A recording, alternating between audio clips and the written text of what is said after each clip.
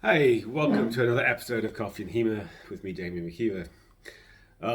Today, I want to talk about plateaus and kind of why you need to accept being bad at something in order to kind of break through different kind of training plateaus. I'll talk a bit more about how I think in later videos, but I wanted to talk a bit more generally speaking about sort of just getting used and getting comfortably to being bad about something. So first of all, what do I mean by training plateau?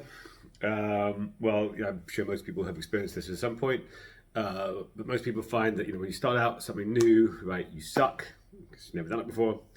You get better, sometimes rapidly, sometimes slower, and normally what happens is people get better up to a point, and then they stop progressing, or they progress much more slowly in that kind of that plateau, right? That kind of shape of training and improvement is what's called the training plateau. Most people have experienced this at some point. And sometimes you hit a plateau, you take your stride and you improve again, and you plateau and whatever happens to be. But some people, as well, they hit a plateau and they just give up. They're just like, well, I'm as good as I'm ever going to get. I'm going to stop. And I think that attitude is wrong. And I think at least there's one reason why that happened, which is that they just keep trying to do the same thing, or what they're good at, and trying to improve on the things that they're good at. And that's really what I want to try and talk about today. So one other just piece of context, right? That I was having this conversation with Ryan Swinker the other day at Fight Camp, because I train both right and left-handed, right? And he was asking me about this, like why I do it, like this and that. And one of the things I said to him is that it's great, it's really interesting because it means that sort of tactically, when I'm fencing a left-hander and I'm fencing right-handed, I've got a lot more experience in terms of being in that tactical situation of sort of opposite side hands, sword hands, and I'm able to kind of work through tactically. So I started doing it because of an injury issue with various shoulder injuries with my right hand I've talked about before. But I mostly continue doing it, and I still do it now even when I don't need to do it. Because this is quite interesting new kind of tactical insight gained from being the left-hander against the right-hander. The thing I told him was that, though, if you're going to do it, you need to accept that when you first switch over to your left hand, you're going to suck, right? You are going to be worse with it. You're going to be much worse with it to start with. And even when you trained it for a while, you're still going to be worse with it because it is your non-dominant hand and you are worse with your non-dominant hand. And if you want to gain this benefit, this tactical benefit, you just got to accept that for a little while you're going to be doing something and you're going to be doing worse at it. And this general pattern of being comfortable being worse at something that in the long run will pay off is essentially how I consider you need to be able to deal with training plateaus, right?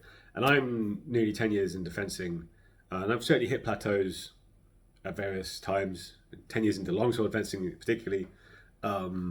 And I would consider this year, my 9th to 10th year, that my longsword fencing skills have increased fairly significantly, right? So I'm not currently in a plateau, right? But why is that? It's because I think that Vali's system encourages this, but I think it also meshes well with sort of my own thinking.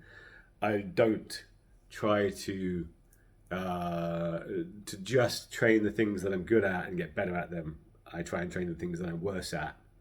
That then gives me insight into various different things, as well as the ability to do things differently.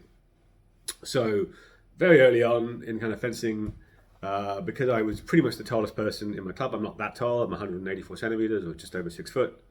But it's pretty tall. Most people were shorter.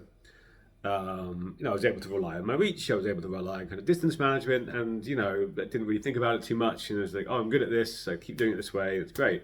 And it was great until I, fenced a bunch of Dutch people, and we got a bunch of other people who were even taller than me in the club, and suddenly this wasn't working so well, right? So the thing I was best at was no longer working great.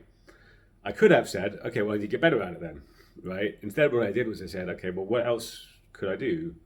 And I've sort of switched to more of a, what Vardy considers middle play style, so kind of closer, a bit more back and forth with the swords, kind of, I think extended parry rallies is probably the best and simplest way to explain that.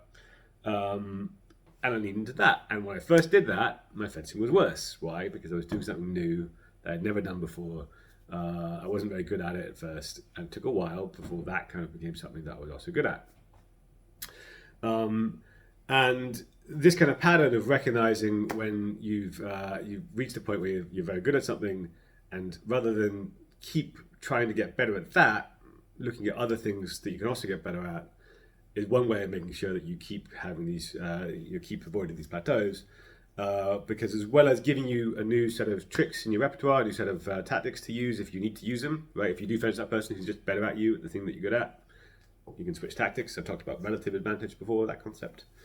But the other thing it does is it gives you insight into how someone who is good at that wants to fence, right? So when you fence somebody who's then now even better at this new skill that you've got, you're not like starting from scratch. You know the kinds of things that they want to do because you've done them yourself, which makes it easier to come up with a plan about how to defeat them, right? So to my mind, if you want to avoid training plateaus, right, the best way to do it is when you start to get to a plateau, or you start to get to a point where you're getting diminishing returns from getting just a little bit better about the thing that you're already good at. The best thing is to think about what some other skills are you might want to do. It could be training a different weapon, right, and getting some insights from a different weapon.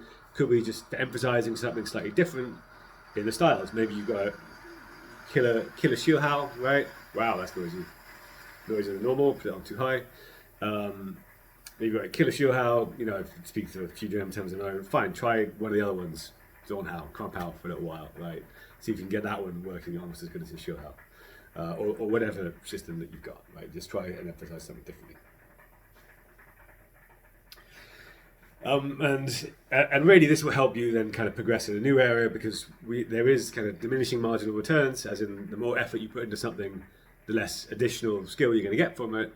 So actually you're going to be gaining a lot more skill by putting the same effort into a new set of skills, than, you know, still related skills, but skills, than trying to keep going in the same thing and just getting marginally better at the same thing every single time. Last thing I'll say on this one, you know, at this point I've fenced in 400 tournament fights or something like that, and I had this conversation with somebody actually at Eki Thump, which is a big weapons tournament last weekend, where I beat him commandingly. He said, "Oh, I need to get faster," when we were having a chat about it afterwards. I'm like, "No, you don't need to get faster. You need to do the same thing better. You need to mix it up." He was messing up distance, not speed. And in my 400 whatever tournament fights, I think I can only think about maybe 3 or 4 where the correct choice, 3 or 4 fights where having done exactly the same thing a little better would have resulted in the victory. 9 times out of 10, more than that actually, so I don't know, 396 times out of 400, the answer to how should I have won that fight is not do better at the thing I was already doing, but is I should have recognized that the thing I was doing wasn't working and switched to something else, right? Especially in the context of a tournament fight. You know, in the context of your training plan, you know, you can over a period get better at one thing, right? But in the context of a tournament fight, you're not going to get suddenly magically 15% better from one exchange to another about doing the same thing. So if that thing isn't working, normally your best tactical choice is to switch to something else that may or may not work, right? But keep trying to switch to that. And the same is true of sparring and, you know, real combat or whatever you want to call it. So in short, right, first thing if you want to get over training plateaus is try something new, right? Don't try and just keep incrementally increasing the thing that you're already good at. Try and get a new skill that you want to get good at. And if you're going to do that, you need to be comfortable with the fact that you will be worse at first, right? As you're doing this new skill, as you're trying this new tactic out, you're going to be worse until you get better, and accept it, right? Accept it, and then in the long run, you'll be a better fencer for it. Thanks for watching.